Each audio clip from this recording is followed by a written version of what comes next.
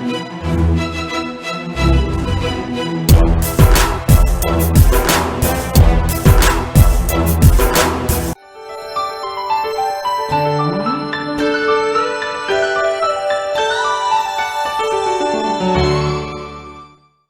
84 ਉੱਤੇ ਪ੍ਰੋਗਰਾਮ ਖਬਰ ਦੀ ਖਬਰ ਦੇਖ ਰਹੇ ਸਾਰੇ ਦਰਸ਼ਕਾਂ ਨੂੰ ਮੈਂ ਸਰਬਜੀਤ ਸਿੰਘ ਘਮਾਣ ਫਤਿਹ ਅਰਜ ਕਰਦਾ ਹਾਂ ਜੀ। ਵਾਹਿਗੁਰੂ ਜੀ ਕਾ ਖਾਲਸਾ, ਵਾਹਿਗੁਰੂ ਜੀ ਕੀ ਫਤਿਹ। ਸਾਰੇ ਭਾਰਤ ਦੇ ਵਿੱਚ ਖਾਸ ਤੌਰ ਤੇ ਭਾਰਤ ਦੇ ਪੂਰਬੀ ਜਿਹੜੇ ਰਾਜ ਨੇ ਅਸਾਮ, ਮਨੀਪੁਰ ਤੇ ਹੋਰ ਜਿਹੜੇ ਇਸ ਦਿਸ਼ਾ ਵੱਲ ਰਾਜ ਨੇ, ਉੱਥੇ ਖਲਬਲੀ ਮੱਚੀ ਹੋਈ ਹੈ। ਅੱਗਾਂ ਲੱਗ ਰਹੀਆਂ ਨੇ, ਕਰਫਿਊ ਲਾਏ ਜਾ ਰਹੇ ਨੇ, ਗੋਲਾਬਾਰੀ ਹੋ ਰਹੀ ਹੈ। ਤੇ ਜਿਹੜੀਆਂ ਫੌਜਾਂ ਨੂੰ ਕਸ਼ਮੀਰ ਦੇ ਵਿੱਚ ਤਾਇਨਾਤ ਕੀਤਾ ਹੋਇਆ ਸੀ, ਉਹਨਾਂ ਫੌਜਾਂ ਨੂੰ ਹੁਣ ਛੇਤੀ ਤੋਂ ਛੇਤੀ ਉੱਤਰੀ ਪੂਰਬੀ ਰਾਜਾਂ ਦੇ ਵਿੱਚ ਪੂਰਬ ਦੇ ਇਹਨਾਂ ਰਾਜਾਂ ਦੇ ਵੱਲ ਕੂਚ ਕਰਨ ਦੇ ਹੁਕਮ ਜਿਹੜੇ ਹੈਗੇ ਆ ਹੋ ਗਏ ਆ। ਤੇ ਹਰ ਰੋਜ਼ ਪਿਛਲੇ 3-4 ਦਿਨ ਤੋਂ ਇਹੋ ਜਿਹੀਆਂ ਖਬਰਾਂ ਪੜ੍ਹਨ ਸੁਣਨ ਨੂੰ ਮਿਲ ਰਹੀਆਂ ਨੇ ਵੀ ਗੋਲੀ ਚੱਲ ਗਈ, ਬੰਦੇ ਮਰ ਗਏ। ਤੇ ਸਾਫ਼ ਦਿਖ ਰਿਹਾ ਹੈਗਾ ਕਿ ਜਿਹੜੀ ਅੱਗ ਉਹਨਾਂ ਸੂਬਿਆਂ 'ਚ ਲੱਗੀ ਹੋਈ ਆ ਉਹ ਸਾਰੇ ਭਾਰਤ ਵਿੱਚ ਵਧੂਗੀ। ਤੇ ਸਾਰੇ ਭਾਰਤ ਦੇ ਅੱਡ-ਅੱਡ ਖਿੱਤਿਆਂ ਦੇ ਵਿੱਚ ਜਿਹੜੀ ਹੈਗੀ ਆ ਮੁਸਲਮਾਨ ਭਾਈਚਾਰੇ ਦੇ ਵਿੱਚ ਖਾਸ ਤੌਰ ਦੇ ਉੱਤੇ ਇੱਕ ਇਹੋ ਜਿਹੀ ਭਾਵਨਾ ਆ ਗਈ ਆ ਕਿ ਜੇਕਰ ਬਚਣਾ ਤਾਂ ਮੈਦਾਨ ਦੇ ਵਿੱਚ ਆਉਣਾ ਪੈਣਾ। ਤੋ ਸਾਰੇ ਮੁਲਕ ਦੇ ਵਿੱਚ ਹੀ ਇਹ ਜਿਹੜਾ ਹੋ ਹੱਲਾ ਮੱਚਿਆ ਹੋਇਆ, ਇਹਦਾ ਕੇਂਦਰੀ ਨੁਕਤਾ ਇਹ ਹੈਗਾ ਕਿ ਭਾਰਤੀ ਪਾਰਲੀਮੈਂਟ ਨੇ ਜਿਹੜੇ ਬ੍ਰਾਹਮਣਵਾਦੀ ਹਿੰਦੂਤਵੀ ਕੱਟੜਪੰਥੀ ਸੋਚ ਵਾਲਾ ਇਸ ਵੇਲੇ ਮੋਦੀ ਐਂਡ ਕੰਪਨੀ ਹੈ, ਉਹਨਾਂ ਨੇ ਇੱਕ ਨਾਗਰਿਕਤਾ ਸੋਧ ਬਿੱਲ ਲੈ ਕੇ ਆਂਦਾ, ਸਿਟੀਜ਼ਨ ਬਿੱਲ ਉਹਨੂੰ ਕਹਿੰਦੇ ਆ। ਉਹ ਬਿੱਲ ਜਿਹੜਾ ਹੈ ਉਹਦੇ ਕਰਕੇ ਸਾਰੇ ਭਾਰਤ ਦੇ ਵਿੱਚ ਤਾਂ ਜਿਹੜਾ ਚਲੋ ਇਹਦਾ ਵਿਰੋਧ ਮੁਸਲਮਾਨਾਂ ਵੱਲੋਂ ਹੋ ਰਿਹਾ, ਹੋਰਨਾਂ ਭਾਈਚਾਰਿਆਂ ਵੱਲੋਂ ਵੀ ਹੋ ਰਿਹਾ, ਸਿੱਖ ਵੀ ਇਹਦੇ ਵਿੱਚ ਵਿਰੋਧ ਬੜੀ ਸਥਿਤੀ ਵਿੱਚ ਹੀ ਨੇ। ਪਰ ਜਿਹੜਾ ਹੈਗਾ ਇਸ ਵੇਲੇ UNO ਤੋਂ ਲੈ ਕੇ ਸਾਰੇ ਮੁਲਕਾਂ ਦੇ ਵਿੱਚ ਵੀ ਇਸ ਬਿੱਲ ਨੇ ਇੱਕ ਚਰਚਾ ਛੇੜ ਦਿੱਤੀ ਆ।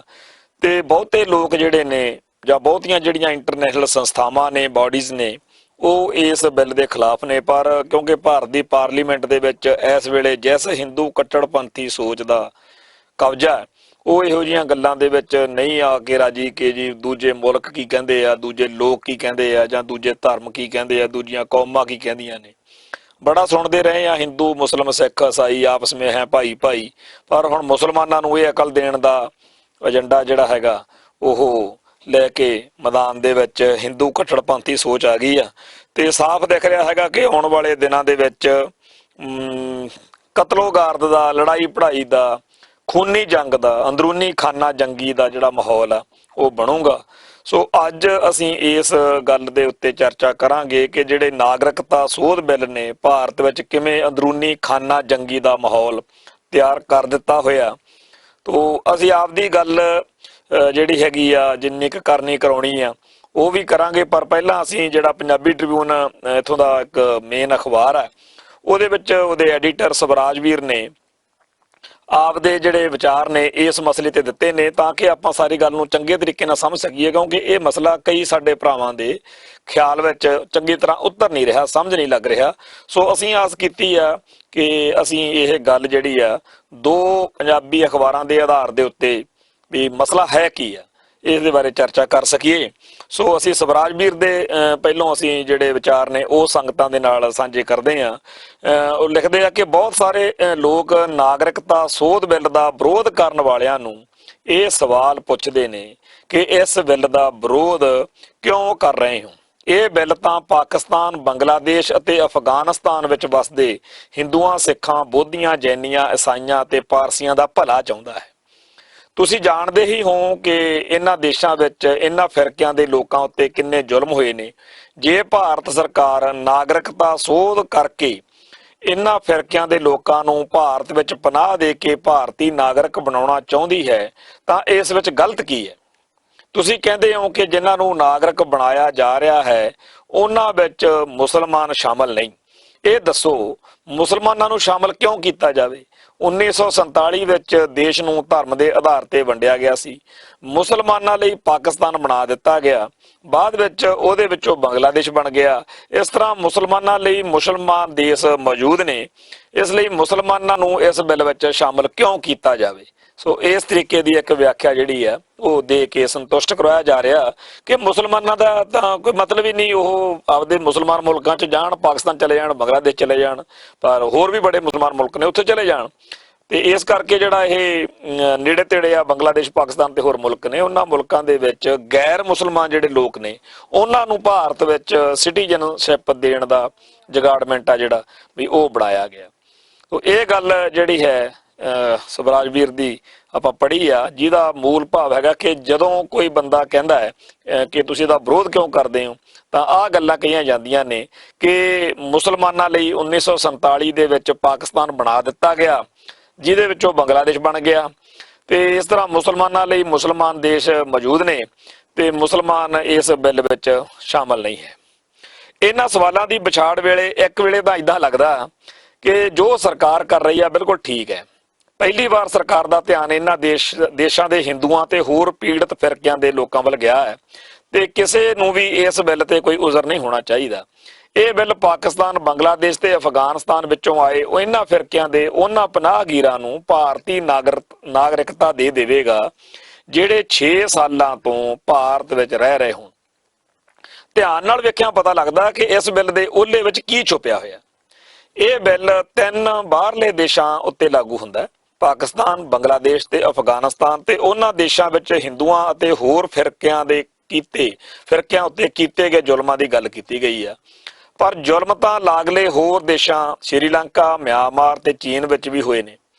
ਸ਼੍ਰੀਲੰਕਾ ਵਿੱਚ ਤਾਮਿਲ ਲੋਕਾਂ ਉੱਤੇ ਹੋਏ ਨੇ, ਮਿਆਂਮਾਰ ਵਿੱਚ ਰੋਹਿੰਗੀਆ ਮੁਸਲਮਾਨਾਂ ਉੱਤੇ, ਤੇ ਚੀਨ ਵਿੱਚ ਤਿੱਬਤੀ ਤੇ ਉਰਗੀਰ ਮੁਸਲਮਾਨ ਵਿਤਕਰੇ ਤੇ ਜ਼ੁਲਮਾਂ ਦਾ ਸ਼ਿਕਾਰ ਹੋਏ ਨੇ। ਸਵਾਲ ਇਹ ਹੈ ਕਿ ਇਹਨਾਂ ਦੇਸ਼ਾਂ ਵਿੱਚ ਜ਼ੁਲਮ ਦਾ ਸ਼ਿਕਾਰ ਹੋਏ ਉਹਨਾਂ ਲੋਕਾਂ ਨੂੰ ਸ਼ਰਨ ਦੇਣ ਅਤੇ ਨਾਗਰਿਕ ਬਣਾਉਣ ਦੀ ਗੱਲ ਕਿਉਂ ਨਹੀਂ ਕੀਤੀ ਗਈ? ਕਿਉਂ ਸਿਰਫ ਪਾਕਿਸਤਾਨ, ਬੰਗਲਾਦੇਸ਼ ਤੇ ਅਫਗਾਨਿਸਤਾਨ ਦੀ ਗੱਲ ਕੀਤੀ ਗਈ ਹੈ? ਸਪਸ਼ਟ ਹੈ ਕਿ ਸਰਕਾਰ ਇਹਨਾਂ ਦੇਸ਼ਾਂ ਨੂੰ ਇਸ ਲਈ ਚੁਣ ਰਹੀ ਆ ਕਿ ਇਹ ਮੁਸਲਮਾਨ ਦੇਸ਼ ਨੇ ਤੇ ਵੱਡੀ ਬਹੁ ਗਿਣਤੀ ਫਿਰਕੇ ਦੇ ਲੋਕਾਂ ਭਾਵ ਹਿੰਦੂਆਂ ਨੂੰ ਇਹ ਦੱਸਣਾ ਚਾਹੁੰਦੀ ਹੈ ਕਿ ਉਹ ਹਿੰਦੂਆਂ ਨੂੰ ਇਹਨਾਂ ਦੇਸ਼ਾਂ ਵਿੱਚੋਂ ਮੁਸਲਮਾਨਾਂ ਦੁਆਰਾ ਕੀਤੇ ਗਏ ਜ਼ੁਲਮਾਂ ਤੋਂ ਬਚਾਉਣਾ ਚਾਹੁੰਦੀ ਹੈ। ਇਸ ਵਿੱਚ ਕੋਈ ਸ਼ੱਕ ਨਹੀਂ ਕਿ ਹਿੰਦੂਆਂ ਅਤੇ ਹੋਰਨਾਂ ਫਿਰਕਿਆਂ ਦੇ ਲੋਕਾਂ ਉੱਤੇ ਜ਼ੁਲਮ ਹੋਏ ਤੇ ਉਹਨਾਂ ਦੀ ਸਹਾਇਤਾ ਵੀ ਹੋਣੀ ਚਾਹੀਦੀ ਹੈ। ਸਵਾਲ ਇਹ ਹੈ ਕਿ ਸ਼੍ਰੀਲੰਕਾ, ਮਿਆਂਮਾਰ ਅਤੇ ਚੀਨ ਵਿੱਚ ਜ਼ੁਲਮ ਦਾ ਸ਼ਿਕਾਰ ਹੋਏ ਲੋਕਾਂ ਨੂੰ ਇਸ ਬਿੱਲ ਵਿੱਚ ਜਗ੍ਹਾ ਕਿਉਂ ਨਹੀਂ ਮਿਲੀ?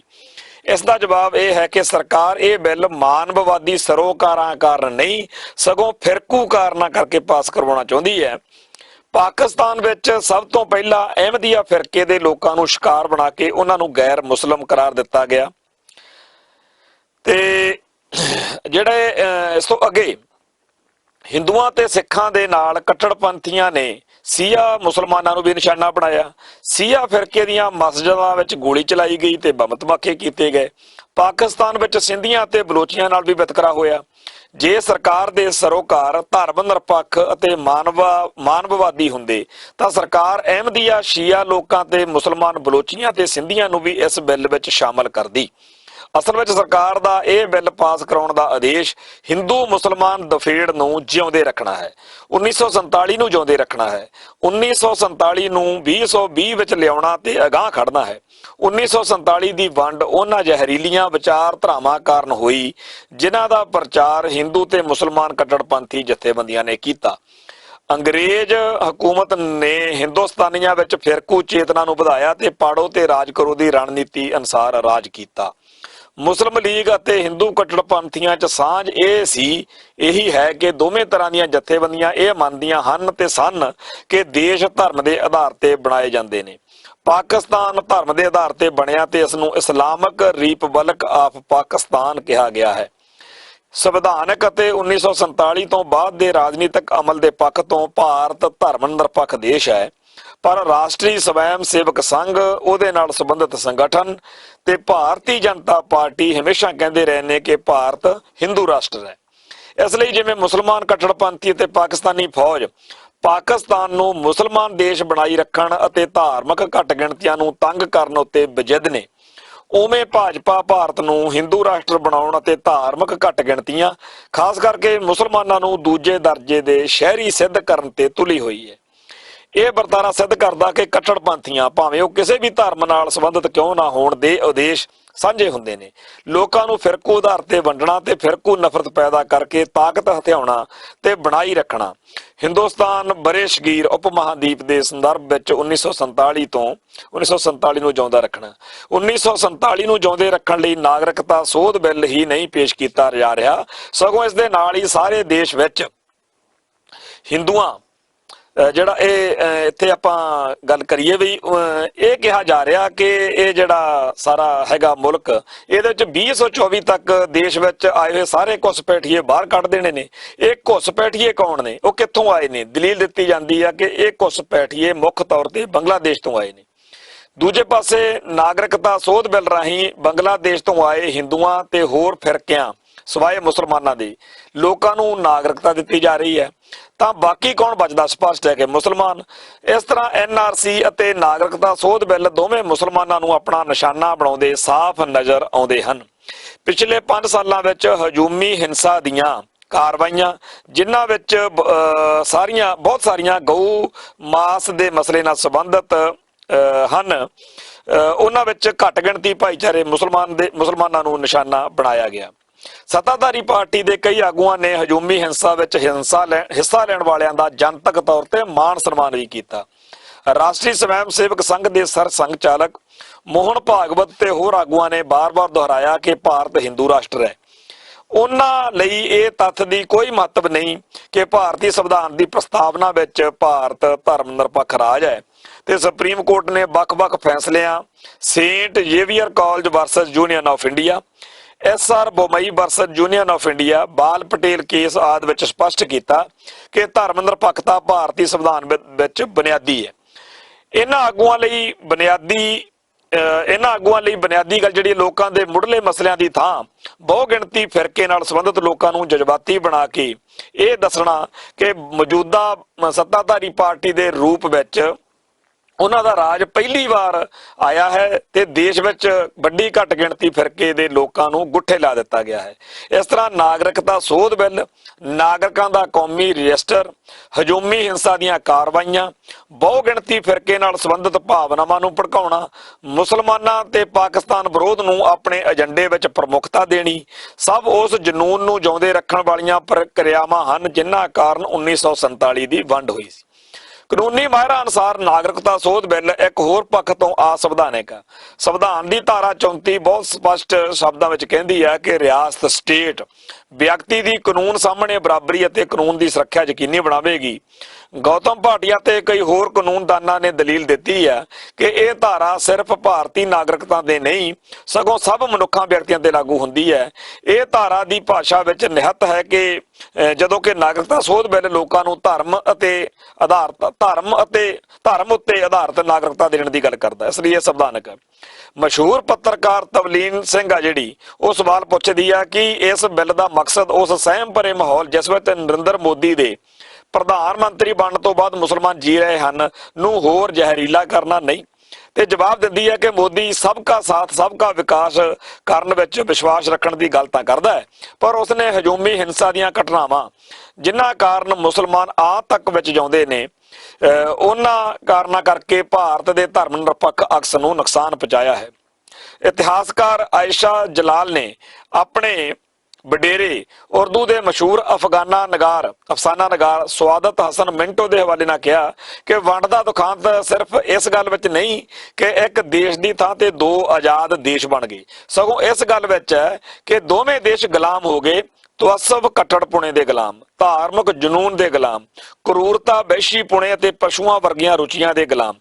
ਅੱਜ ਵੀ ਪਾਕਿਸਤਾਨ, ਭਾਰਤ ਅਤੇ ਹੋਰ ਦੇਸ਼ਾਂ ਦੇ ਕੱਟੜਪੰਥੀ ਚਾਹੁੰਦੇ ਨੇ ਕਿ ਅਸੀਂ ਕੱਟੜਪੁਣੇ, ਤਵੱਸਬ ਅਤੇ ਧਾਰਮਿਕ ਜਨੂਨ ਦੇ ਗੁਲਾਮ ਰਹੀਏ। 1947 ਦਾ ਜਨੂਨ ਜਿਉਂਦਾ ਰਵੇ ਤੇ ਉਹ ਲੋਕਾਂ ਨੂੰ ਫਿਰਕੂ ਲੀਹਾਂ ਤੇ ਵੰਡ ਕੇ ਰਾਜ ਕਰਦੇ ਰਹਿਣ।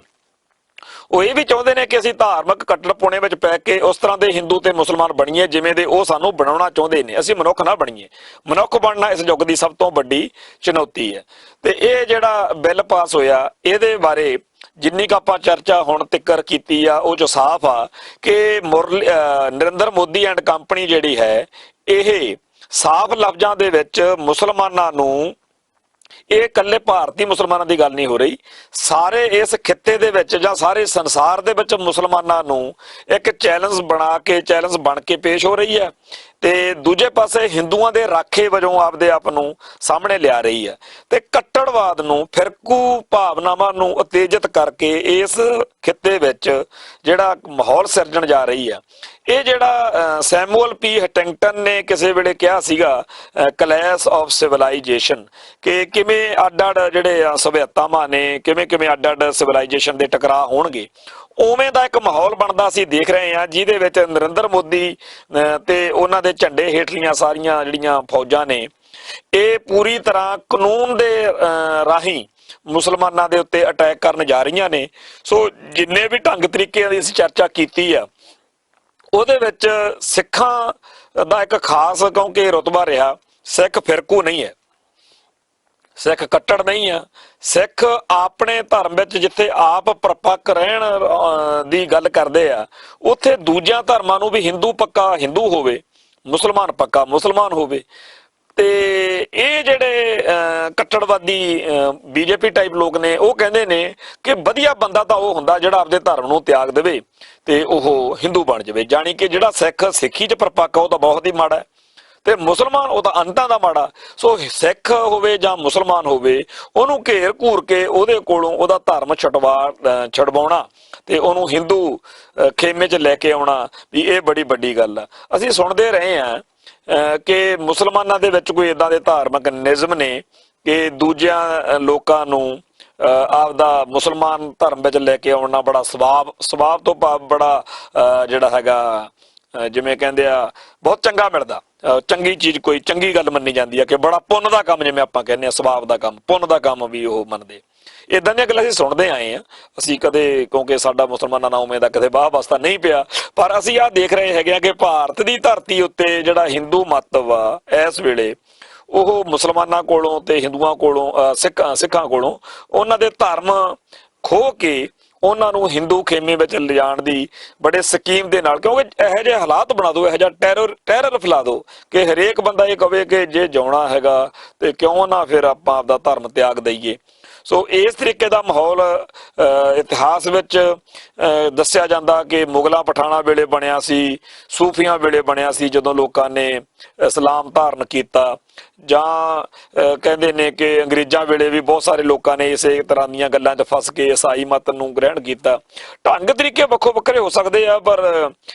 ਬਾਕੀ ਧਰਮਾਂ ਦੇ ਵਾਧੇ ਦੇ ਲਈ ਕਈ ਇਸ ਤਰ੍ਹਾਂ ਦੇ ਮਤਲਬ ਜਿਹੜੇ ਆ ਅਮਲ ਉਹ ਕੀਤੇ ਗਏ। ਕਦੇ ਸਿੱਖ ਸਮਾਜ ਵਿੱਚ ਇਦਾਂ ਦੀ ਗੱਲ ਨਹੀਂ ਆਈ ਤੇ ਨਾ ਹੀ ਕਦੇ ਆਉਣੀ ਆ, ਕਿਉਂਕਿ ਸਿੱਖ ਫਲਸਫੇ ਦੇ ਵਿੱਚ ਜਦੋਂ ਕਿਸੇ ਵੀ ਹਿੰਦੂ ਨੂੰ, ਮੁਸਲਮਾਨ ਨੂੰ, ਈਸਾਈ ਨੂੰ, ਬੋਧੀ ਨੂੰ, ਜੈਨੀ ਨੂੰ, ਕਿਸੇ ਵੀ ਬੰਦੇ ਨੂੰ ਜਦੋਂ ਸਿੰਘ ਸਜਣ ਦਾ, ਸਿੱਖ ਬਣਨ ਦਾ ਚਾਅ ਆਉਂਦਾ, ਉਹ ਉਹਦਾ ਨਿੱਜੀ ਫੈਸਲਾ ਹੁੰਦਾ ਤੇ ਉਹ ਫਿਰ ਸਿੱਖੀ ਵਿੱਚ ਆ ਕੇ ਮਰਿਆਦਾ ਅਨੁਸਾਰ ਆਪਦਾ ਜਿਉ ਸਕਦਾ। ਪਰ ਕਦੇ ਕਿਸੇ ਤੇ ਜ਼ੁਲਮ ਕਰਕੇ ਸਿੱਖੀ ਜਿਹੜੀ ਆ ਥੋਪੀ ਨਹੀਂ ਗਈ ਤੇ ਨਾ ਹੀ ਲੋਭ ਲਾਲਚ ਦੇ ਕੇ, ਜਿਵੇਂ ਇੱਥੇ ਅਸੀਂ ਸੁਣਦੇ ਹਾਂ ਕਿ ਪੰਜਾਬ ਦੀ ਧਰਤੀ ਉੱਤੇ ਈਸਾਈ ਭਾਈਚਾਰੇ ਦੇ ਕੁਝ ਸੱਜਣ ਮਿੱਤਰ ਜਿਹੜੇ ਨੇ ਉਹ ਹੇਠ ਆਰਥਿਕ ਤੌਰ ਤੇ ਪਛੜੇ ਵਰਗਾਂ ਨੂੰ ਜਾਂ ਸਮਾਜਿਕ ਤੌਰ ਤੇ ਜਿਨ੍ਹਾਂ ਨਾਲ ਡਿਸਕ੍ਰਿਮੀਨੇਸ਼ਨ ਬਾਹਮਣਵਾਦ ਵੱਲੋਂ ਹੋਈ ਆ, ਜਦੋਂ ਉਹਨਾਂ ਨੂੰ ਕਿਸੇ ਵੀ ਤਰੀਕੇ ਨਾਲ ਹੋਰ ਜਿਹੜੇ ਹੈਗਾ ਰਾਹਤ ਨਹੀਂ ਮਿਲੀ, ਮਨ ਦੀ ਤਸੱਲੀ ਨਹੀਂ ਹੋਈ, ਤਾਂ ਹੁਣ ਈਸਾਈ ਭਾਈਚਾਰਾ ਉਹਨਾਂ ਕੋਲੇ ਨੋਟ ਵੀ ਲੈ ਕੇ ਜਾ ਰਿਹਾ ਕਿ ਮੋਟਰਸਾਈਕਲ ਲੈ ਦਿੰਨੇ ਆ, ਬੱਚਾ ਬਾਹਰ ਲੈ ਜਾਾਂਗੇ, ਕੁੜੀ ਨੂੰ ਨੌਕਰੀ ਲਵਾ ਦਿਆਂਗੇ ਤੇ ਤੁਸੀਂ ਈਸਾਈ ਮਤ ਜਿਹੜਾ ਹੈਗਾ ਉਹ ਗ੍ਰਹਿਣ ਕਰ ਲਓ। ਇਦਾਂ ਦੀ ਗੱਲ ਚੱਲਦੀ ਰਹਿੰਦੀ ਆ, ਪਰ ਕੋਈ ਕਿਵੇਂ ਕਰਦਾ, ਇਹ ਗੱਲ ਆਪਦੀ ਥਾਂ ਤੇ ਆ।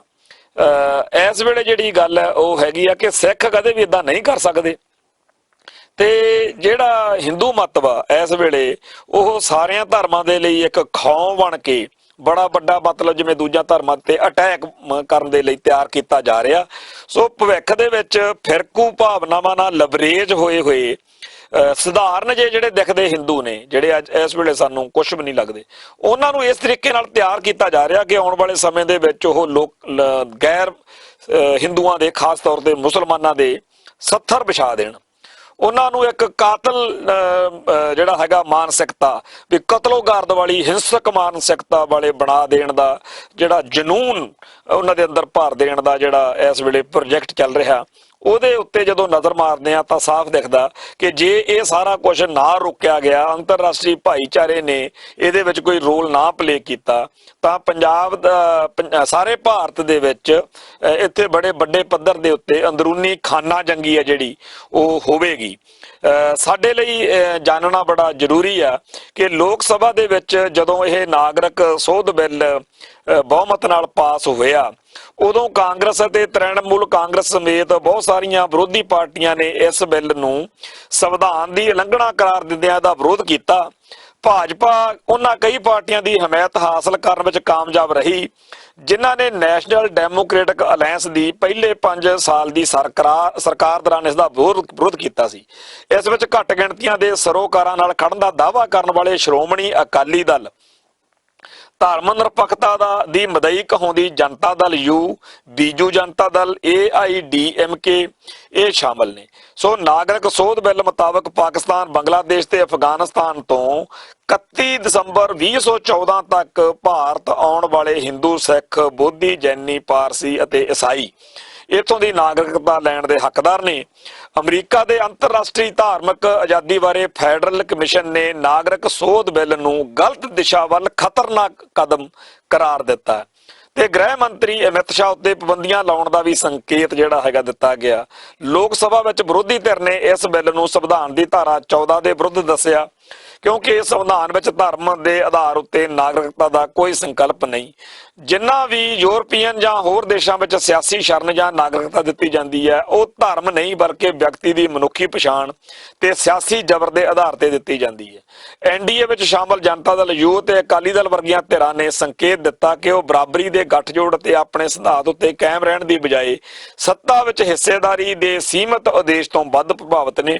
ਅਕਾਲੀ ਦਲ ਆਪਣਾ ਇਤਿਹਾਸਕ ਖਾਸਾ ਦੱਸਦਿਆਂ ਮਾਣ ਮਹਿਸੂਸ ਕਰਦਾ ਰਿਹਾ ਹੈ ਕਿ 1975 ਦੀ ਐਮਰਜੈਂਸੀ ਵੇਲੇ ਤਤਕਾਲੀ ਪ੍ਰਧਾਨ ਮੰਤਰੀ ਇੰਦਰਾ ਗਾਂਧੀ ਨੇ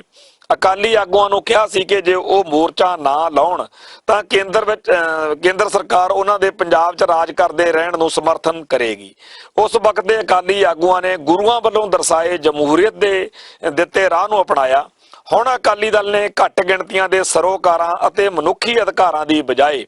ਭਾਜਪਾ ਨਾਲ ਹਿੱਸੇਦਾਰੀ ਕਾਇਮ ਰੱਖਣ ਨੂੰ ਹੀ ਮੁੱਖ ਜਿਹੜੀ ਗੱਲ ਮੰਨ ਲਿਆ ਤੇ ਦਲ ਨੇ ਹਜੂਮੀ ਹਿੰਸਾ ਵਿੱਚ ਇੱਕ ਖਾਸ ਫਿਰਕੇ ਦੇ ਲੋਕਾਂ ਨੂੰ ਮਾਰਨ, ਕਸ਼ਮੀਰ ਵਿੱਚ ਧਾਰਾ 370 ਮਨਸੂਖ ਕਰਨ ਤੇ ਹੋਰ ਮੁੱਦਿਆਂ ਦੇ ਮੌਕੇ ਵੀ ਇਦਾਂ ਦੀ ਹੋਈ ਜਿਹੜੀ ਨੀਤੀ ਆ ਉਹ ਰੱਖੀ ਸੀ। ਸੋ ਅਕਾਲੀ ਦਲ ਦਾ ਅਖਲਾਕੀ ਤੌਰ ਦੇ ਉੱਤੇ ਬਾਦਲ ਦਲ ਦਾ ਇਹ ਬਹੁਤ ਹੀ ਵੱਡਾ ਜਿਹੜਾ ਹੈਗਾ ਗਲਤ ਕੰਮ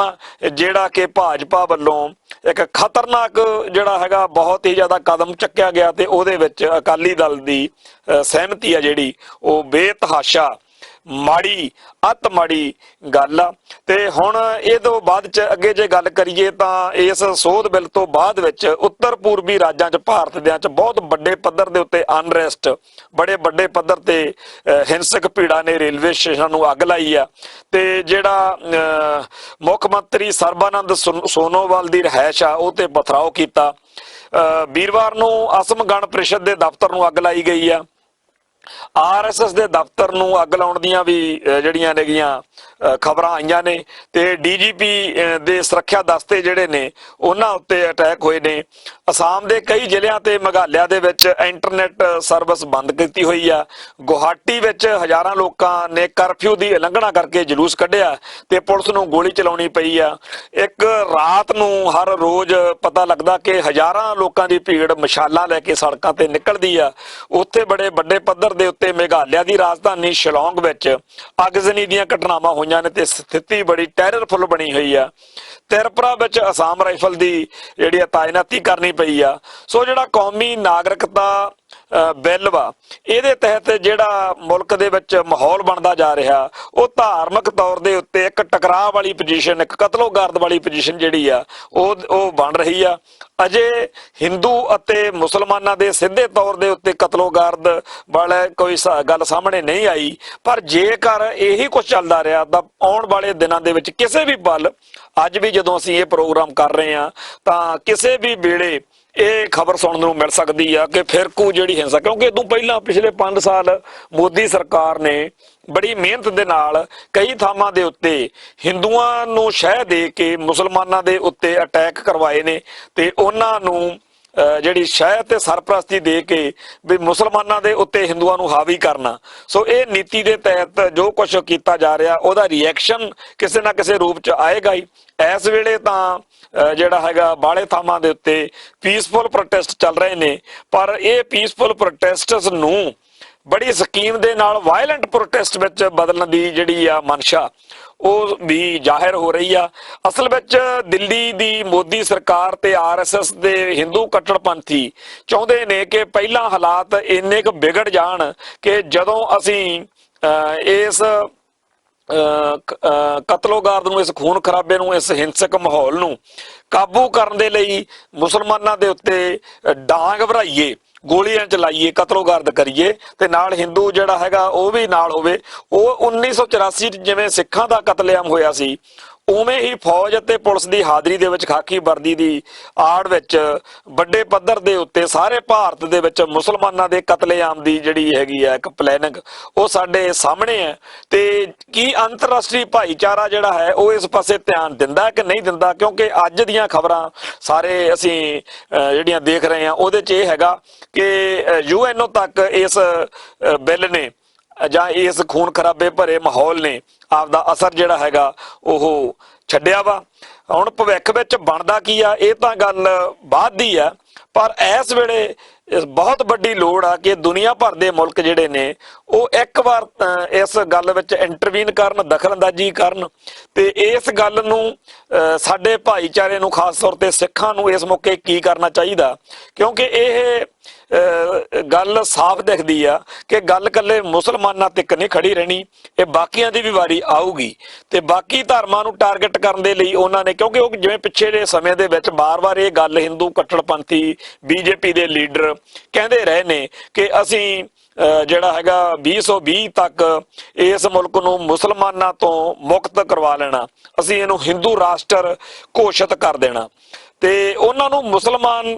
ਜਿਹੜੇ ਹੈਗੇ ਨੇ ਉਹ ਖਾਸ ਤੌਰ ਤੇ ਟਾਰਗੇਟ ਉੱਤੇ ਰੱਖ ਕੇ ਇਸ ਬਹਾਨੇ ਵੀ ਜਿਵੇਂ ਇੱਕ ਦੁਸ਼ਮਣ ਦੇ ਦਈਦਾ ਕਿ ਇਹਦੇ ਬਹਾਨੇ ਇਹਨੂੰ ਕੁੱਟ ਕਟਾਪੇ ਕਰਕੇ ਹਿੰਦੂ ਉਨਮਾਦ ਨੂੰ, ਹਿੰਦੂ ਜਨੂਨ ਨੂੰ ਭੜਕਾਉਣ ਦਾ ਜਿਹੜਾ ਹੈਗਾ ਯਤਨ ਆ ਉਹ ਕੀਤਾ ਜਾਣਾ। ਸੋ ਇਸ ਮੌਕੇ ਅਸੀਂ ਇਹ ਦੇਖ ਰਹੇ ਹਾਂ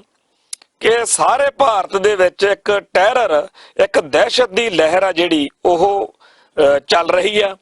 ਅੱਡ-ਅੱਡ ਖਿੱਤਿਆਂ ਚੋਂ ਅੱਡ-ਅੱਡ ਤਰ੍ਹਾਂ ਦੇ ਜਿਹੜੇ ਨੇ ਉਹ ਸਾਨੂੰ ਖਬਰਾਂ ਮਿਲ ਰਹੀਆਂ ਨੇ ਤੇ ਜਿਹੜੇ ਮੇਨ ਮੁੱਦੇ ਸੀ ਅਸਲ ਵਿੱਚ ਜਿਹੜੇ ਇਸ ਮੁਲਕ ਦੇ ਲੋਕਾਂ ਦੀਆਂ ਲੋੜਾਂ ਸੀ, ਗੁੱਲੀ ਤੇ ਜੁੱਲੀ ਨਾਲ ਸੰਬੰਧਿਤ ਰੋਟੀ, ਕੱਪੜਾ ਤੇ ਮਕਾਨ। ਹਜ਼ਾਰਾਂ ਲੋਕ ਭੁੱਖੇ ਸੌਂਦੇ ਇਸ ਮੁਲਕ ਦੇ, ਹਜ਼ਾਰਾਂ ਲੋਕਾਂ ਦੇ ਸਿਰ ਦੇ ਉੱਤੇ ਛੱਤ ਨਹੀਂ ਹੈ ਤੇ ਹਜ਼ਾਰਾਂ ਲੋਕ ਜਿਹੜੇ ਨੇ ਉਹ ਭੁੱਖੇ, ਨੰਗੇ ਤੇ ਰੋਟੀ, ਕੱਪੜਾ ਤੇ ਮਕਾਨ ਦੀਆਂ ਮੁੱਢਲੀਆਂ ਲੋੜਾਂ ਤੋਂ ਮਹਿਰੂਮ ਨੇ। ਲੱਖਾਂ ਲੋਕ ਜਿਹੜੇ ਨੇ ਉਹ ਹਸਪਤਾਲਾਂ ਦੀ, ਹੈਲਥ ਦੀਆਂ ਜਿਹੜੀਆਂ ਸਰਵਿਸਿਜ਼ ਨੇ, ਵਿਦਿਅਕ ਸਿਸਟਮ ਤੋਂ ਮਹਿਰੂਮ ਨੇ। ਬਹੁਤ ਵੱਡੀਆਂ ਜਿਹੜੀਆਂ ਮੁੱਢਲੀਆਂ ਲੋੜਾਂ ਨੇ, ਜੰਗਲ ਪਾਣੀ ਜਾਣ ਤੱਕ ਦੇ ਇਸ ਮੁਲਕ ਦੇ ਕੋਲੇ ਸਾਧਨ ਨਹੀਂ ਹੈਗੇ ਤੇ ਇਹ ਮੁਲਕ ਜਿੱਥੇ ਚੱਪੇ ਚੱਪੇ ਉੱਤੇ ਗੁਰਬਤ ਆ, ਬਿਮਾਰੀ ਆ, ਰੋਗ ਨੇ, ਔਖ ਆ, ਸਮੱਸਿਆਵਾਂ ਨੇ, ਉਹਦੇ ਵਾਲੇ ਪਾਸੇ ਸਟੇਟ ਗਵਰਨਮੈਂਟ ਜਾਂ ਭਾਰਤੀ ਹਕੂਮਤੀ ਮਸ਼ੀਨਰੀ ਧਿਆਨ ਦੇਣ ਦੀ ਬਜਾਏ ਕੁਝ ਨਵੇਂ ਇਹੋ ਜਿਹੇ ਮੁੱਦੇ ਲੱਭ ਕੇ ਲਿਆ ਰਹੀ ਆ ਜਿਹਦੇ ਨਾਲ ਅਸਲ ਮੁੱਦੇ ਆ ਜਿਹੜੇ ਉਹਨਾਂ ਵੱਲ ਲੋਕਾਂ ਦਾ ਧਿਆਨ ਹੀ ਨਾ ਜਾਵੇ। ਜੇਕਰ ਇਸ ਨਾਗਰਿਕਤਾ ਸੋਧ ਬਿੱਲ ਤੋਂ ਬਾਅਦ ਵਿੱਚ ਬਣੇ ਹੋਏ ਮਾਹੌਲ ਦੇ ਕਰਕੇ ਫਿਰਕੂ ਤਣਾਅ ਵੱਧਦਾ ਹੈ ਤੇ ਕਤਲੋਗਾਰਦ ਹੁੰਦੀ ਆ ਤਾਂ ਅਗਲੇ 5-7 ਸਾਲ ਜਿਹੜੇ ਨੇ ਫਿਰ ਉਹ ਇਸ ਅੱਗ ਨੂੰ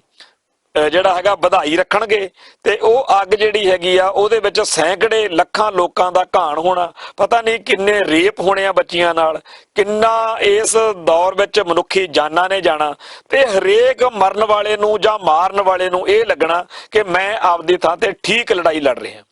ਸੋ ਭਾਰਤੀ ਹਕੂਮਤੀ ਮਸ਼ੀਨਰੀ ਨੇ ਇਹੋ ਜਿਹਾ ਮਾਹੌਲ ਬਣਾ ਦੇਣ ਦਾ ਜਿਹੜਾ ਪ੍ਰੋਜੈਕਟ ਆਰੰਭਿਆ ਹੋਇਆ ਕਿ ਪਹਿਲੋਂ ਇੱਕ ਵਾਰੀ ਭੱਠੀ ਤਾਂ ਤਪਾਓ ਨਾ, ਫਿਰ ਤੇ ਭੱਠੀ ਤਪ ਗਈ ਆ, ਹੁਣ ਇਹਦੇ ਵਿੱਚ ਕਿੰਨੀਆਂ ਕੁ ਲੋਥਾਂ ਦੇ ਅੰਬਾਰ ਲੱਗਦੇ ਆ, ਕਿੰਨੇ ਕੁ ਘਰਾਂ 'ਚ 70 ਵਿਛਦੇ ਆ, ਕਿੰਨੀਆਂ ਕੁ ਔਰਤਾਂ ਦੇ ਸਿਰ ਦੇ ਚਿੱਟੀਆਂ ਚੁੰਨੀਆਂ ਜਿਹੜੀਆਂ ਨੇ ਉਹ ਆਉਂਦੀਆਂ ਨੇ। ਇਹ ਸਮੇਂ ਦੀ ਗੱਲ ਆ ਕਿ ਕਦੋਂ ਇਹ ਭਾਣਾ ਵਾਪਰਦਾ। ਪਰ ਕੀ ਮਨੁੱਖਤਾ ਜਿਹੜੀ ਆ ਉਹ ਇੰਨੀ ਹੋਈ ਜਿਹੜੀ ਗਈ ਗੁਜ਼ਰੀ ਹੋ ਗਈ ਆ ਕਿ ਅਸੀਂ ਸਾਰੇ ਆਰਾਮ ਨਾਲ ਬੈਠ ਕੇ ਦੇਖਦੇ ਰਵਾਂਗੇ ਕਿ ਕਦੋਂ ਸਾਡੇ ਸਾਹਮਣੇ ਟੈਲੀਵਿਜ਼ਨ ਤੇ ਖਬਰ ਆਉਂਦੀ ਆ ਕਿ ਹਿੰਦੂ ਅਤੇ ਮੁਸਲਮਾਨਾਂ ਦੇ ਆਪਸੀ ਜਿਹੜਾ ਹੈ ਕਤਲੋਗਾਰ ਦੇ ਵਿੱਚ, ਦੰਗਿਆਂ ਦੇ ਵਿੱਚ ਹਜ਼ਾਰਾਂ ਲੋਕ ਮਾਰੇ ਗਏ। ਇਦੋਂ ਪਹਿਲਾਂ ਇਸ ਮੁਲਕ ਨੇ ਬੜੀ ਵਾਰ ਇਸ ਤਰ੍ਹਾਂ ਦੇ ਦੰਗੇ ਦੇਖੇ ਆ। ਜਿਹੜੇ ਗੋਧਰਾ ਕਾਂਡ ਹੋਇਆ, ਉਸ ਤੋਂ ਅਹਿਮਦਾਬਾਦ ਤੇ ਹੋਰਨਾਂ ਗੁਜਰਾਤ ਦੇ ਸੂਬਿਆਂ ਦੇ ਵਿੱਚ ਜਿਹੜਾ ਕਤਲੇਆਮ ਹੋਇਆ, ਜਾਂ ਬੰਬੇ ਦੇ ਵਿੱਚ 1993 ਦੇ ਵਿੱਚ ਕਤਲੇਆਮ ਹੋਇਆ, ਹੋਰ ਬੜੇ ਵੱਡੇ ਪੱਧਰ ਦੀਆਂ ਵਾਰਦਾਤਾਂ ਇਸ ਮੁਲਕ ਵਿੱਚ ਹੋਈਆਂ। ਔਰ ਇਹ ਜਿਹੜੀਆਂ ਹਿੰਦੂ ਅਤੇ ਮੁਸਲਮਾਨਾਂ ਦੇ ਵਿੱਚ ਇੱਕ ਟਕਰਾਅ ਭਰੀ ਸਥਿਤੀ ਬਣਾਈ ਰੱਖਣ ਦੇ ਲਈ ਪਿਛਲੇ ਸਮੇਂ ਦੇ ਵਿੱਚ ਭੱਠੀ ਵਿੱਚ ਬਾਲਣ ਜਿਹੜਾ ਹੈ ਉਹ ਲਗਾਤਾਰ ਸੁੱਟਿਆ ਜਾਂਦਾ ਰਿਹਾ। ਉਹਦੇ ਤਹਿਤ ਜਦੋਂ ਗੁਜਰਾਤ ਦੇ ਵਿੱਚ ਇਹ ਕਤਲੇਆਮ ਕਰਕੇ ਇੱਕ ਮੁੱਖ ਮੰਤਰੀ ਜਿਹੜਾ ਹੈ ਉਹ ਦੂਜੀ ਵਾਰ ਮੁੱਖ ਮੰਤਰੀ ਬਣਿਆ, ਜਦੋਂ ਨਰਿੰਦਰ ਮੋਦੀ ਜਿਹੜਾ ਹੈ ਉਹ ਫਿਰ ਮੁਲਕ ਦਾ ਪ੍ਰਧਾਨ ਮੰਤਰੀ ਦੂਜੀ ਵਾਰ ਬਣ ਗਿਆ, ਤਾਂ ਹੁਣ ਇਸ ਮਾਡਲ ਨੂੰ ਸਮੁੱਚੇ ਮੁਲਕ ਵਿੱਚ ਲਾਗੂ ਕੀਤਾ ਜਾ ਰਿਹਾ। ਉਸ ਮਾਡਲ ਦੇ ਤਹਿਤ ਇਹ ਹੈਗਾ ਕਿ ਬੜੇ ਵੱਡੇ ਪੱਧਰ ਦੇ ਉੱਤੇ ਇੱਕ ਵਾਰੀ ਮੁਸਲਮਾਨਾਂ ਨੂੰ ਡਰਾਇਆ ਜਾਵੇ, ਦਹਿਸ਼ਤ ਜਦਾ ਕੀਤਾ ਜਾਵੇ, ਮਾਰਿਆ ਜਾਵੇ, ਤੇ ਰਿਜ਼ਲਟ ਇਹ ਨਿਕਲੇ ਕਿ ਗਾਂ ਨੂੰ ਕੋਈ ਮੁਸਲਮਾਨ ਸਿਰ ਚੱਕ ਕੇ ਨਾ ਜਾ ਸਕੇ, ਤੇ ਹਿੰਦੂ ਜਿਹੜਾ ਹੈ ਉਹ ਸਦਾ ਲਈ ਇਹ ਮੰਨੇ ਕਿ ਬੀਜੇਪੀ ਦੇ ਰਾਜ ਵਿੱਚ ਮੌਜਾਂ ਨੇ, ਬੀਜੇਪੀ ਦੇ ਰਾਜ ਵਿੱਚ ਐਸ਼ਾਂ ਨੇ। ਤੇ ਜਿਹੜਾ 4-5 ਸਾਲ ਪਹਿਲਾਂ ਦੀ 4-5 ਮਹੀਨੇ ਹੋਏ ਕਿਸੇ ਸੱਜਣ ਮਿੱਤਰ ਨੇ ਇਹ ਗੱਲ ਦੱਸੀ ਕਿ ਦਿੱਲੀ ਦੇ ਵਿੱਚ ਇੱਥੋਂ ਦੀਆਂ ਜਿਹੜੀਆਂ ਸਿਆਸੀ ਸਭਾ ਨੇ ਉਹਨਾਂ ਦੇ ਵਿੱਚ ਇਹ ਬੜੀ ਚਰਚਾ ਹੋ ਰਹੀ ਆ ਕਿ ਨਵੰਬਰ ਦਸੰਬਰ ਦੇ ਮਹੀਨੇ ਵਿੱਚ ਕੋਈ ਵੱਡੀ ਜਿਹੜੀ ਐਕਟੀਵਿਟੀ ਆ ਉਹ ਕਰਨੀ ਆ। ਤੇ ਉਸ ਤੋਂ ਥੋੜੇ ਦਿਨ ਬਾਅਦ ਵਿੱਚ ਅਸੀਂ ਜਦੋਂ ਚਰਚਾ ਕੀਤੀ ਮੈਂ ਤੇ ਮੇਰੇ ਸੱਜਣ ਨੇ, ਤਾਂ ਅਸੀਂ ਸੋਚਿਆ, ਕਿਉਂਕਿ ਉਦੋਂ ਇਹ ਗੱਲ ਵਾਪਰੀ ਸੀ ਜਿਹੜੀ ਕਸ਼ਮੀਰ ਦੇ ਵਿੱਚ ਵਾਪਰੀ ਹੈ, ਤੇ ਸਾਡੀ ਪਹਿਲਾਂ ਹੋਈ ਗੱਲਬਾਤ ਦੇ ਵਿੱਚ ਵੀ ਇਹੋ ਜਿਹਾ ਸੀ ਕੁਛ ਕਿ ਮੁਸਲਮਾਨਾਂ ਨਾਲ ਸੰਬੰਧਿਤ ਕੁਛ ਕਰਨਾ ਚਾਹੁੰਦੇ ਆ। ਤੇ ਮੁਸਲਮਾਨਾਂ ਨਾਲ ਸੰਬੰਧਿਤ ਸਾਨੂੰ ਲੱਗਿਆ ਕਿ ਕਸ਼ਮੀਰੀ ਮੁਸਲਮਾਨਾਂ ਦਾ ਜਿਹੜਾ ਘਾਣ ਕੀਤਾ, ਜਿਹੜਾ ਉੱਥੇ ਇਹਨਾਂ ਨੇ 5 ਅਗਸਤ ਤੋਂ ਉੱਥੇ ਬੈਨ ਕਰਕੇ ਲੋਕਾਂ ਦੀ ਜ਼ਿੰਦਗੀ ਜਿਹੜੀ ਆ ਉਹ ਇੰਟਰਨੈਟ ਬੰਦ ਕਰ, ਸਾਰਾ ਕੁਝ ਬੰਦ ਕਰ, ਉੱਥੇ ਜਿਸ ਤਰੀਕੇ ਨਾਲ ਜ਼ੁਲਮ ਹੋਇਆ ਵੀ ਇਹੀ ਕੁਝ ਕਹਿੰਦੇ ਹੋਣੇ ਆ। ਪਰ ਸਾਨੂੰ ਆਹ ਨਹੀਂ ਸੀ ਪਤਾ ਜਿਹੜਾ ਅਸੀਂ ਹੁਣ ਦੇਖ ਰਹੇ ਆ ਕਿ ਜਿਵੇਂ ਪਹਿਲਾਂ 3 ਤਲਾਕ ਵਾਲਾ ਫੈਸਲਾ ਹੋਇਆ, ਫਿਰ ਕਸ਼ਮੀਰ ਬਾਰੇ ਫੈਸਲਾ ਹੋਇਆ, ਫਿਰ ਸਾਰੇ ਭਾਰਤ ਵਿੱਚ ਜਿੱਥੇ ਮਰਜੀ ਜਿਸ ਮਰਜੀ ਥਾਂ ਦੇ ਉੱਤੇ ਹਿੰਦੂ ਉਨਮਾਦੀ ਭੀੜਾਂ ਮੁਸਲਮਾਨਾਂ ਨੂੰ ਫੜ ਕੇ ਉਹਨਾਂ ਨੂੰ ਕਹਿੰਦੇ ਵੀ ਬੋਲੋ ਤੁਸੀਂ ਜੈ ਸੀਤਾਰਾਮ ਜਾਂ ਇਸ ਤਰ੍ਹਾਂ ਦੀਆਂ ਗੱਲਾਂ, ਉਹ ਫਿਰ ਕਤਲ ਹੋਏ। ਤੇ ਹੁਣ ਜਿਹੜਾ ਇਹ ਮਾਹੌਲ ਇੱਕ ਪਹਿਲਾਂ ਉਹਨਾਂ ਨੇ ਬਣਾਇਆ ਹੋਇਆ, ਤੇ ਹੁਣ ਜਦੋਂ ਇਸ ਨਾਗਰਿਕਤਾ ਸੋਧ ਬਿੱਲ ਦੇ ਬਹਾਨੇ ਅੱਗ ਭੜਕਾਈ ਜਾ ਰਹੀ ਆ ਤੇ ਇੱਕ ਬਹੁਤ ਵੱਡੇ ਕਤਲੇਆਮ ਦੀ ਜਿਹੜੀ ਆ ਆਮਦ ਉਹ ਸਾਡੇ ਬਰੂਹਾਂ ਉੱਤੇ ਆ। ਕੀ ਇਸ ਕਤਲੋਗਾਰਦ ਭਰੇ ਮਾਹੌਲ ਦੇ ਵਿੱਚ ਸਾਡੇ ਕੋਈ ਫਰਜ਼ ਨਹੀਂ ਬਣਦੇ? ਜਿਹੜਾ ਸਾਨੂੰ ਇਹ ਮਿਲਿਆ ਹੋਇਆ ਕਿ ਬਾਬੇ ਨਾਨਕ ਨੇ ਬਾਬਰ ਬਾਣੀ ਚ ਕਿਹਾ ਕਿ ਤੈਂ ਕੀ ਦਰਦ ਨਾ ਆਇਆ, ਕੀ ਅਸੀਂ ਹੁਣ ਵੀ ਇਕੱਲਾ ਇਹੀ ਕਹਿਣ ਜੋਗੇ ਆ? ਇਦੋਂ ਪਹਿਲਾਂ ਸਾਡਾ ਕੋਈ ਫਰਜ਼ ਨਹੀਂ। ਅਕਾਲੀ ਲੀਡਰਸ਼ਿਪ ਨੇ ਇੱਕ ਵਾਰੀ ਫੇਰ ਲਿੱਦ ਕਰ ਦਿੱਤੀ ਹੈ। ਅਕਾਲੀ ਲੀਡਰਸ਼ਿਪ ਨੇ ਇੱਕ ਵਾਰੀ ਫੇਰ ਪੰਥ ਦੀ ਪਿੱਠ ਵਿੱਚ ਛੁਰਾ ਮਾਰਿਆ। ਅਕਾਲੀ ਲੀਡਰਸ਼ਿਪ ਇਹ ਭੁੱਲ ਹੀ ਗਈ ਕਿ ਸਾਡੇ ਕੁਝ ਧਰਮ ਦੇ ਨਿਯਮ ਨੇ ਜਿਹਦੇ ਤਹਿਤ ਜਿਹੜਾ ਪੀੜਤ ਵਰਗ ਵਾ, ਜਿਹੜਾ ਦੁਖੀ ਆ, ਜਿਹੜਾ ਅੰਡਰਡੌਗ ਆ, ਜਿਵੇਂ ਕਿ ਕਸ਼ਮੀਰੀ ਪੰਡਤਾਂ ਉੱਤੇ ਜਦੋਂ ਜ਼ੁਲਮ ਹੋ ਰਹੇ ਸੀ ਅਸੀਂ ਉਹਨਾਂ ਦੀ ਬਾਹ ਫੜੀ ਸੀ। ਸੋ ਉਸੇ ਲੜੀ ਤਹਿਤ ਇਸ ਵਾਰੀ ਭਾਰਤ ਦੇ ਵਿੱਚ ਤਾਂ ਕਿ ਸਾਰੇ ਸੰਸਾਰ ਦੇ ਵਿੱਚ ਮੁਸਲਮਾਨਾਂ ਦੇ ਖਿਲਾਫ ਜਿਹੜਾ ਹਿੰਦੂ ਕੱਟੜਵਾਦ ਦਾ ਇਹ ਝੰਡਾ ਝੂਲਣ ਜਾ ਰਿਹਾ, ਇਹਦੇ ਲਈ ਸਾਡੇ ਕੁਝ ਫਰਜ਼ ਬਣਦੇ ਆ ਔਰ ਉਹਨਾਂ ਫਰਜ਼ਾਂ ਪ੍ਰਤੀ ਆਪਦੇ ਫਰਜ਼ ਨਿਭਾਉਣ ਦੀ ਥਾਂ ਅਖਲਾਕੀ ਤੌਰ ਦੇ ਉੱਤੇ ਇੱਕ ਭੈੜੀ ਗੱਲ ਜਿਹੜੀ ਆ ਅਕਾਲੀ ਦਲ ਨੇ ਕੀਤੀ ਆ। ਪਰ ਇਸ ਅਕਾਲੀ ਦਲ ਦੇ ਇਹਨਾਂ ਫੈਸਲਿਆਂ ਦੇ ਨਾਲ ਸਮੁੱਚੇ ਪੰਥ ਦਾ ਫੈਸਲਾ ਨਹੀਂ ਹੋਣਾ ਚਾਹੀਦਾ। ਸਮੁੱਚੀਆਂ ਸਿੱਖ ਸੰਗਤਾਂ, ਸਿੱਖ ਜਥੇਬੰਦੀਆਂ ਨੂੰ ਆਪਣੇ ਲੈਵਲ ਦੇ ਉੱਤੇ ਸਾਰੇ ਸੰਸਾਰ ਦੇ ਵਿੱਚ ਦੱਸਣ ਦੀ ਲੋੜ ਆ ਕਿ ਅਸੀਂ ਨਾਗਰਿਕਤਾ ਸੋਧ ਬਿੱਲ ਦੇ ਨਾਲ ਨਹੀਂ, ਅਸੀਂ ਮੋਦੀ ਅਤੇ ਭਾਜਪਾ ਦੇ ਇਸ ਮੁਸਲਮਾਨ ਵਿਰੋਧੀ ਜਿਹੜਾ ਪ੍ਰੋਜੈਕਟ ਵਾ ਇਹਦੇ ਹੱਕ ਵਿੱਚ ਨਹੀਂ, ਅਸੀਂ ਕਿਸੇ ਵੀ ਤਰ੍ਹਾਂ ਦੇ ਫਿਰਕੂ ਜਨੂਨ ਦੇ ਹੱਕ ਵਿੱਚ ਨਹੀਂ, ਅਸੀਂ ਹਿੰਸਾ, ਨਫ਼ਰਤ ਅਤੇ ਕਤਲੋਗਾਰਦ ਭਰੇ ਇਸ ਮਾਹੌਲ ਦੇ ਹੱਕ ਵਿੱਚ ਨਹੀਂ। ਅਸੀਂ ਸਮੁੱਚੇ ਭਾਈਚਾਰੇ ਨੂੰ ਇਹ ਦੱਸਣਾ ਚਾਹੁੰਦੇ ਆ ਕਿ ਅਸੀਂ ਤਾਂ ਨਾਨਕ ਨਾਮ ਚੜ੍ਹਦੀ ਕਲਾ ਤੇਰੇ ਭਾਣੇ ਸਰਬੱਤ ਦਾ ਭਲਾ, ਅਸੀਂ ਸਰਬੱਤ ਦਾ ਭਲਾ ਮੰਗਣ ਵਾਲੇ ਲੋਕ ਆ। ਅਸੀਂ ਜਦੋਂ ਰਾਜ ਭਾਗ ਵੀ ਭੋਗੇ ਨੇ ਮਹਾਰਾਜਾ ਰਣਜੀਤ ਸਿੰਘ ਦੇ ਰਾਜ ਦੇ ਵਿੱਚ, ਅਸੀਂ ਉਸ ਮੌਕੇ ਜਿਹੜੀਆਂ ਵੱਡੀਆਂ ਪੋਸਟਾਂ ਸੀ ਉਹਨਾਂ ਉੱਤੇ ਬਿਨਾਂ ਕਿਸੇ ਵਿਤਕਰੇ ਤੋਂ ਜਨਰਲ ਬੈਂਤੂਰਾ ਵਰਗੇ ਤੇ ਇਵੇਂ ਹੀ ਫਕੀਰ ਅਜੀਜ਼ੁਦੀਨ ਵਰਗੇ ਤੇ ਤੇਜਾ ਸਿੰਘ ਤੇ ਲਾਲ ਸਿੰਘ ਵਰਗੇ, ਉਹ ਗੈਰ ਸਿੱਖ ਸੀ ਸਾਰੇ, ਕੋਈ ਈਸਾਈ ਹੋਵੇ, ਕੋਈ ਮੁਸਲਮਾਨ ਹੋਵੇ, ਕੋਈ ਹਿੰਦੂ ਹੋਵੇ, ਉਹਦੇ ਜਿਹੜੇ ਗੁਣ ਨੇ, ਜੇਕਰ ਉਹਦੇ ਕੋਲੇ ਇਸ ਚੀਜ਼ ਨੂੰ ਹੈਂਡਲ ਕਰਨ ਦਾ ਗੁਣ ਵਾ, ਉਹਦੀ ਯੋਗਤਾ ਆ, ਅਸੀਂ ਉਹਦੀ ਯੋਗਤਾ ਅਨੁਸਾਰ ਉਸ ਬੰਦੇ ਨੂੰ ਉਹਦੇ ਬਣਦੇ ਹੋਏ ਰੁਤਬੇ ਜਿਹੜੇ ਆ, ਸਟੇਟਸ ਜਿਹੜੇ ਆ, ਉਹ ਦਿੱਤੇ ਨੇ। ਪਰ ਹੁਣ ਜਿਹੜਾ ਹੈ ਇਸ ਮੌਕੇ ਸਿੱਖ ਦਾ ਜਿਹੜਾ ਹੈਗਾ ਫਰਜ਼ ਬਣਦਾ ਉਹ ਇਹੀ ਬਣਦਾ ਕਿ ਸਾਰੇ ਸੰਸਾਰ ਨੂੰ ਅਸੀਂ ਇਹ ਦਸੀਏ ਕਿ ਭਾਰਤ ਦੇ ਵਿੱਚ ਜਿਹੜਾ ਇੱਥੋਂ ਦਾ ਹਕੂਮਤੀ ਢਾਂਚਾ ਮੁਸਲਮਾਨ ਵਿਰੋਧੀ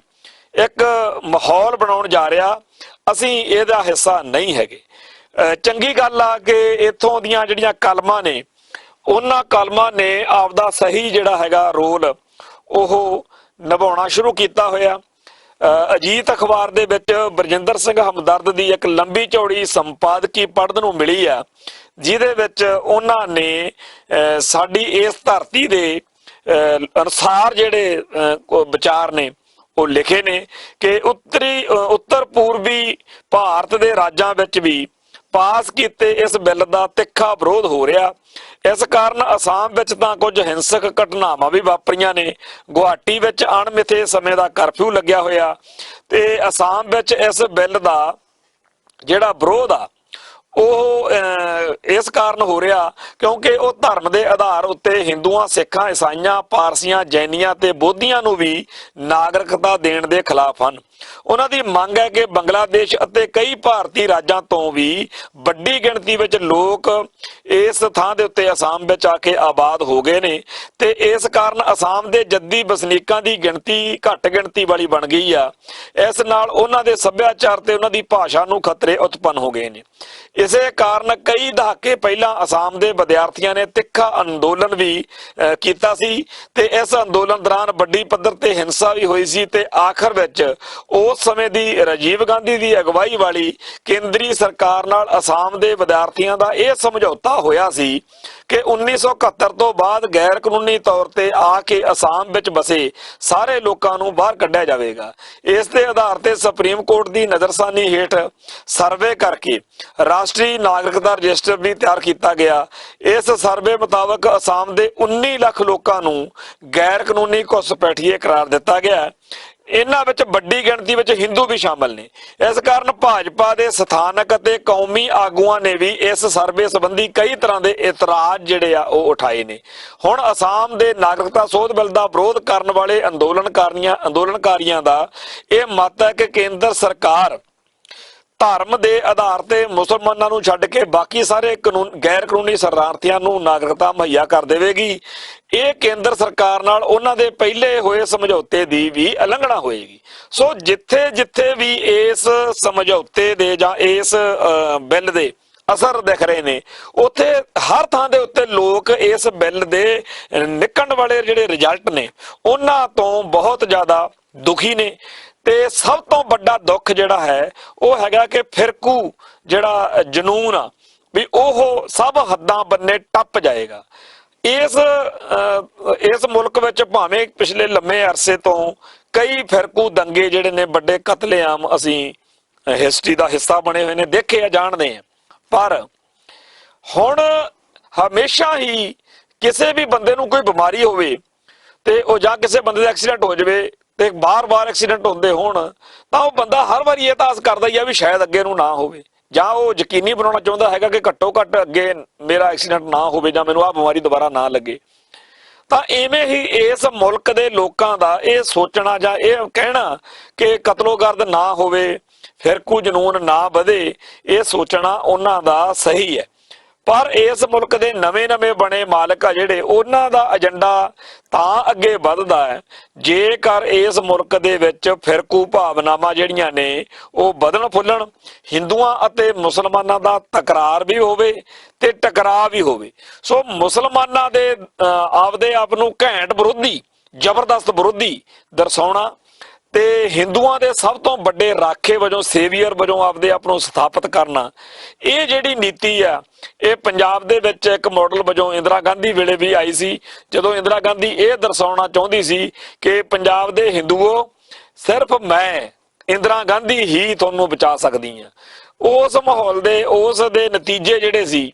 ਉਹ ਬਹੁਤ ਭਿਆਨਕ ਨਿਕਲੇ ਸੀ। ਅੱਜ ਉਹੀ ਸਾਰਾ ਕੁਝ ਜਿਹੜਾ ਹੈਗਾ ਮੋਦੀ ਸਰਕਾਰ ਸਾਰੇ ਮੁਲਕ ਵਿੱਚ ਕਰਨ ਜਾ ਰਹੀ ਆ। ਸੋ ਸਾਫ਼ ਦਿਖ ਰਿਹਾ ਹੈਗਾ ਕਿ ਸਾਰੇ ਲੋਕਾਂ ਨੂੰ, ਜਿਨ੍ਹਾਂ ਨੂੰ ਇਸ ਗੱਲ ਦੀ ਗੰਭੀਰਤਾ ਦਾ ਪਤਾ, ਉਹ ਇਸ ਬਿੱਲ ਦਾ ਵਿਰੋਧ ਕਰ ਰਹੇ ਨੇ। ਤੋਂ ਭਾਰਤ ਸਮੇਤ ਦੂਜਿਆਂ ਮੁਲਕਾਂ ਤੋਂ ਜਿਸ ਤਰੀਕੇ ਦੇ ਨਾਲ ਇਹਦੇ ਖਿਲਾਫ ਆਵਾਜ਼ਾਂ ਆ ਰਹੀਆਂ ਨੇ, ਉਹਨਾਂ ਦਾ ਸਵਾਗਤ ਕਰਨਾ ਬਣਦਾ। ਬਤੌਰ ਸਿੱਖ ਸਾਰੇ ਸੰਸਾਰ ਦੇ ਵਿੱਚ ਲੋਕਾਂ ਦੇ ਸਾਹਮਣੇ ਸਾਨੂੰ ਇਹ ਗੱਲ ਉਭਾਰਨੀ ਚਾਹੀਦੀ ਆ ਕਿ ਨਾਗਰਿਕਤਾ ਸੋਧ ਬਿੱਲ ਜਿਹੜਾ ਭਾਰਤ ਵਿੱਚ ਮੋਦੀ ਸਰਕਾਰ ਨੇ ਪੇਸ਼ ਕੀਤਾ, ਪਾਸ ਕੀਤਾ, ਅਸੀਂ ਇਹਦੇ ਖਿਲਾਫ ਆ। ਤੇ ਇੱਥੇ ਇਸ ਬਿੱਲ ਕਰਕੇ ਮੁਸਲਮਾਨਾਂ ਨਾਲ ਜਾਂ ਕਿਸੇ ਵੀ ਬੰਦੇ ਨਾਲ ਜਿਹੜੇ ਨਫ਼ਰਤ, ਹਿੰਸਾ ਤੇ ਵਿਰੋਧ ਵਧਣ ਦੇ ਅਸਾਰ ਨੇ, ਅਸੀਂ ਇਸ ਵਰਤਾਰੇ ਦਾ ਨਿਖੇਧ ਕਰਦੇ ਹਾਂ, ਇਹਦੇ ਰੱਦ ਕਰਦੇ ਹਾਂ ਔਰ ਇਹਦਾ ਡਟ ਕੇ ਵਿਰੋਧ ਕਰਾਂਗੇ। ਸੋ ਇਸ ਮੌਕੇ ਸਾਡਾ ਅਹਿਦ ਕਰਨਾ ਬਣਦਾ ਕਿ ਅਸੀਂ ਸਰਬੱਤ ਦੇ ਭਲੇ ਵਾਲੇ ਕਨਸੈਪਟ ਨੂੰ ਲੈ ਕੇ ਅੱਗੇ ਵਧਾਂਗੇ। ਤੇ ਸਾਡੇ ਪ੍ਰੋਗਰਾਮ ਦੀ ਸਮਾਪਤੀ ਵੀ ਹਮੇਸ਼ਾ ਇਸੇ ਗੱਲ ਨੇ ਅਸੀਂ ਕਰੀ ਦੀ ਆ, ਅੱਜ ਵੀ ਕਰਦੇ ਆ ਕਿ ਇਹ ਨਾਨਕ ਨਾਮ ਚੜ੍ਹਦੀ ਕਲਾ ਤੇਰੇ ਭਾਣੇ, ਸਰਬੱਤ ਦਾ ਭਲਾ। ਵਾਹਿਗੁਰੂ ਜੀ ਕਾ ਖਾਲਸਾ।